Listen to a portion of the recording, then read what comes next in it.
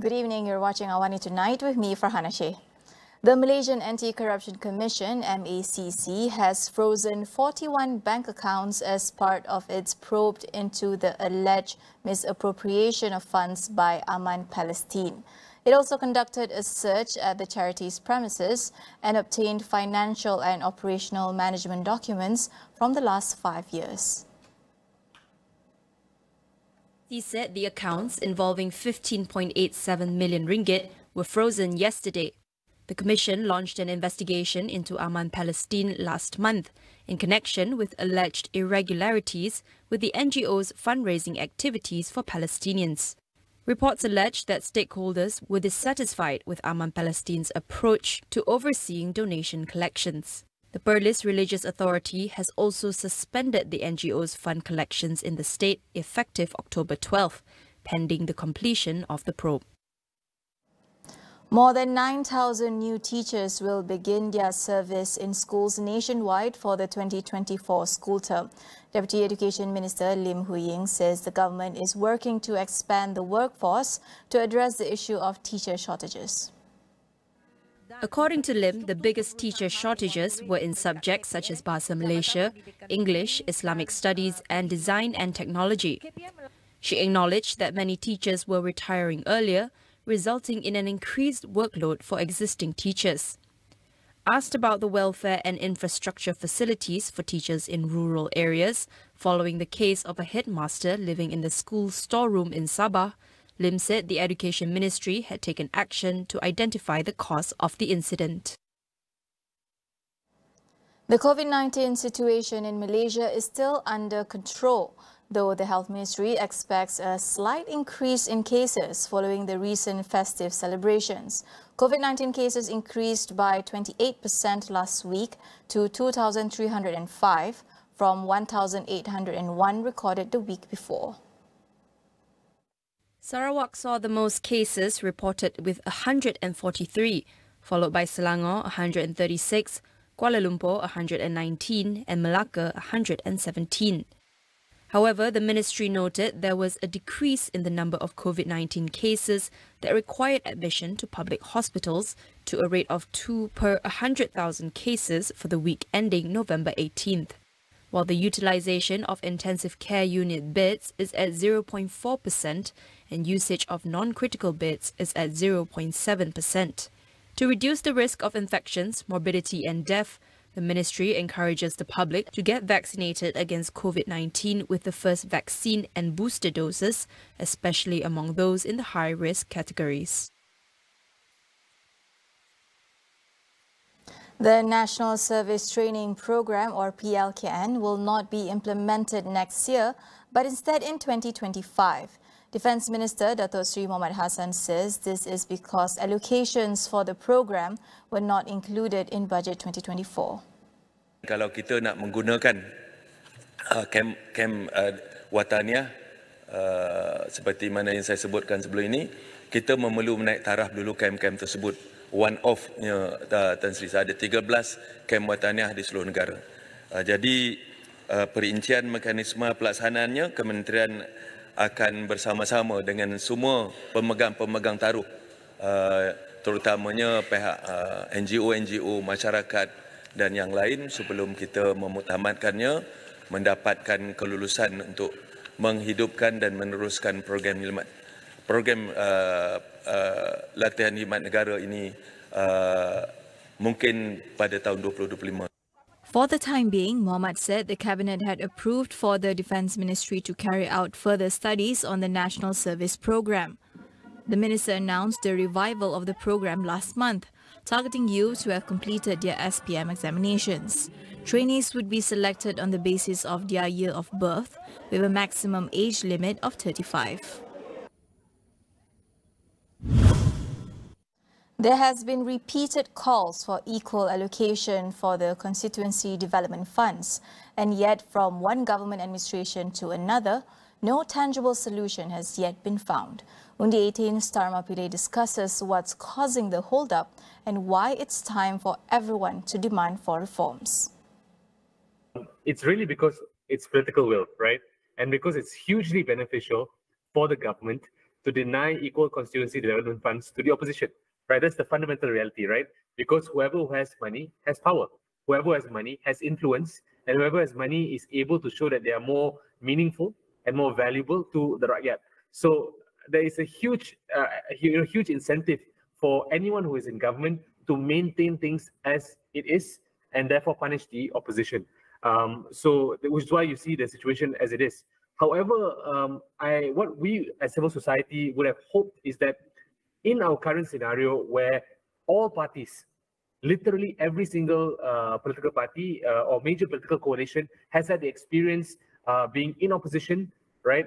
Being denied constituency development funds, having certain unfair actions being taken against them. There is, for us, we feel that it is high time that political parties realize that if we want to stop corruption, we want to ensure political parity, we want to enhance our democracy, it's time to be fair to everyone, because in the end, anyone can become an opposition at any time if there's a change in government, if you lose an election, and therefore it is so important that a constituency development fund is no longer something that the government decides on a whim, right? Whether or not they feel good, whether they feel nice and they want to give it to certain opposition members. It must be something that is assured by the law, which means that all parliamentarians has the right to have constituency development fund for them to contribute to their citizens that voted for them. And I think that's something that we need to improve.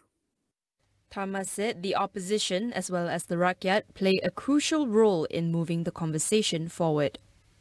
I do think that the opposition also has to play a very constructive role in demanding for this in a more clear manner, right? Come to the negotiation table and say that these are a few of our demands. It's not something that's impossible, right? We've seen it done before under the Ismail Sabri Keluarga Malaysia government, where government opposition negotiated a few key rules, including the anti-party hopping law. This is doable, right? Number two is that the citizens in those areas that are affected, right? These are opposition-leaning areas, right?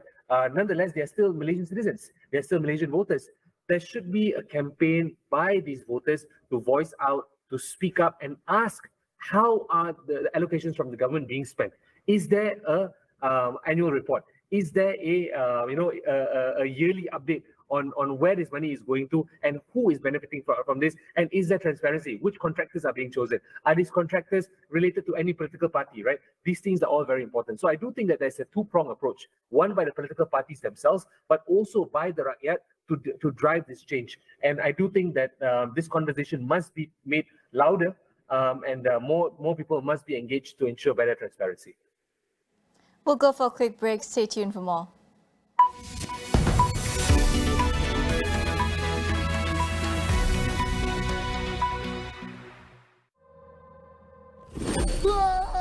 Korang tahu kan, ada banyak cerita hantu best dekat Astro, tapi lagi best kalau korang ada. So kita boleh stream sama-sama. Pergi ke saluran 200 dan scan QR code. Percuma untuk pelanggan Astro.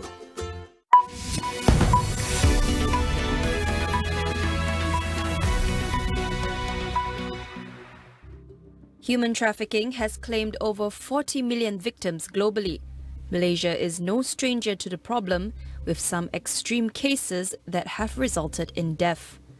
Her body was really covered in bruises. There were pus and burn marks all over her body. Unfortunately, she passed away just one day after her rescue. Even for those who survived the ordeal, there is no guarantee they are out of the woods. For many that we see in the shelter, they don't even know what happened to them. They cannot define it as trafficking. For them, they feel that it's the norm. Catch the special report on AWANI tonight on November 24th. Now on to updates in Gaza. The release of hostages under a temporary truce between Israel and Hamas will not happen before Friday. Israel and the United States officials say they are still in the midst of working out the final logistical details for the release. Israel and Hamas agreed on Wednesday to a ceasefire in Gaza for at least 4 days to let in humanitarian aid and free at least 50 hostages held by Hamas in exchange for 150 Palestinians jailed in Israel. However, deadly Israeli air attacks and heavy shelling continue across Gaza and occupied West Bank dimming hopes that the temporary pause would lead to a permanent ceasefire. Israel has earlier said that the war will go on despite the truce, with the aim to completely eliminate Hamas. More than 14,500 Palestinians have been killed and an estimated 1.7 million people displaced across the Gaza Strip since the attacks of October 7th. 2 people were killed after a car crashed and exploded at Rainbow Bridge, a US-Canada border crossing near Niagara Falls in western New York. Authorities are still determining what caused the incident, but say there were no signs of a terror attack.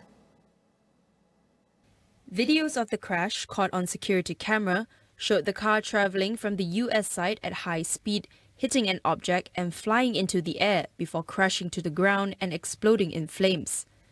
The driver and a passenger were killed in the wreck, but their identities were not revealed.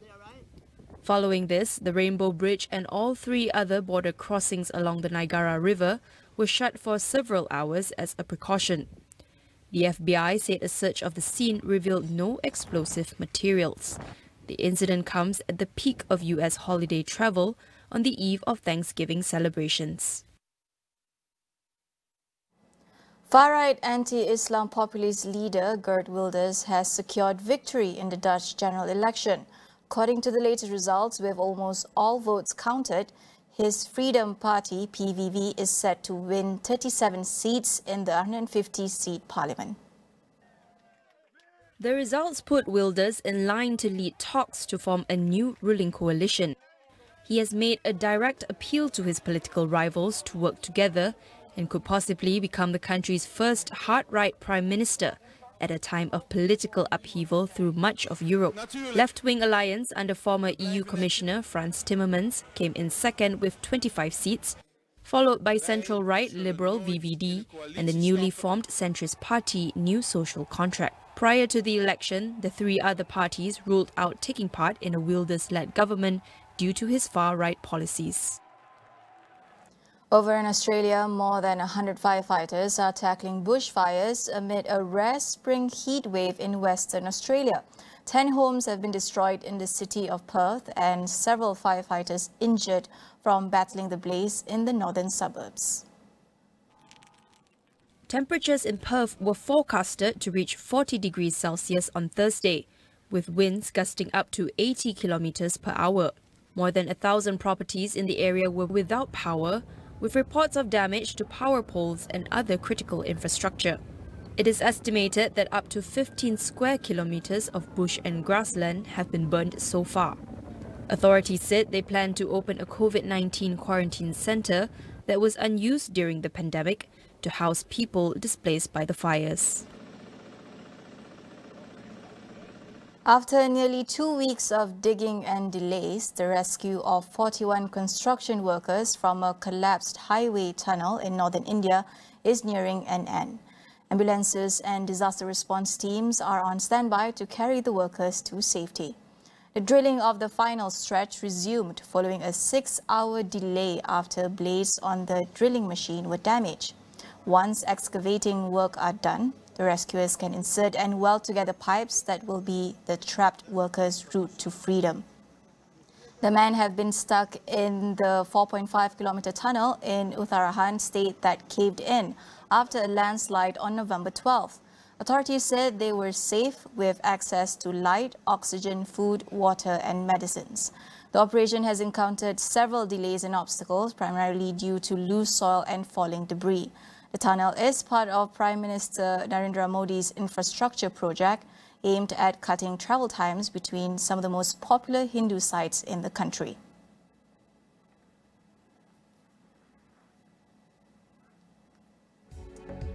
That wraps up AWANI Tonight. I'm Fana Sheh. Thank you for watching.